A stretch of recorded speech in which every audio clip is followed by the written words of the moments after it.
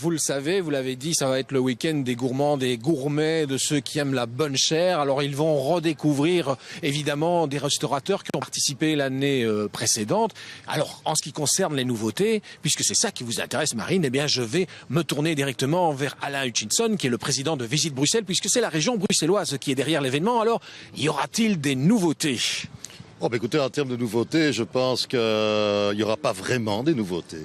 Je ne vais pas vous décevoir. Il y aura en tout cas ici ce festival des restaurants bruxellois qui, après l'année de la gastronomie dont on se souvient en 2012, pérennise un peu ce qui est une des facettes importantes de l'image de notre région, à savoir la gastronomie, avec ici sur le site 23 restaurants bruxellois, étoilés, pas étoilés, de tout genre, de toutes sortes.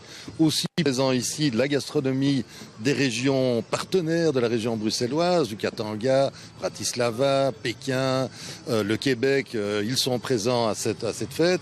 Et toute une série d'activités liées au côté professionnel du tourisme bruxellois. Il y a pour l'instant d'ailleurs une réunion des professionnels, un networking comme on dit, des professionnels. Il y en aura d'autres pendant ces 4 jours, mais surtout je pense que ce qu'il faut rappeler, c'est que nous voulons que Eat Brussels soit une fête des Bruxellois. C'est une fête ouverte à tout le public, aux familles. Il y aura des activités pour les enfants dès demain et pendant tout le week-end. Il y aura plein de choses qui vont se passer ici, autour de la gastronomie, autour de cette image un peu truculente de notre région qui passe tellement bien un peu partout. Eh bien voilà, alors un exemple, puisque nous avons quelques chefs étoilés qui sont ici présents justement. J'ai Gaëtan Collin qui est un chef étoilé, Bocuse d'Or. Alors Gaëtan, quel plat avez-vous prévu notamment pour les Bruxellois qui vont venir? Bonjour, donc nous avons préparé 3 plats, une assiette d'huître avec son petit citron. On est également parti sur un chipiron farci d'une chair de langoustine de foie gras, un espuma de et gingembre et une vinaigrette aux fruits de la passion frais. Donc ça c'est vraiment un plat qui mélange le côté gras et la fraîcheur également.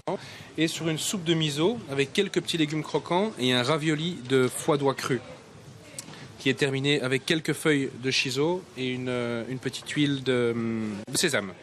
Ce sont des classiques de votre restaurant ou c'est spécialement pour l'événement? Alors on a créé ça pour l'événement, mais c'est représentatif, donc l'huile de la brasserie, ça du château à Krainem et du restaurant gastronomique effectivement. Donc on a à chaque fois essayé de partir sur les mêmes idées.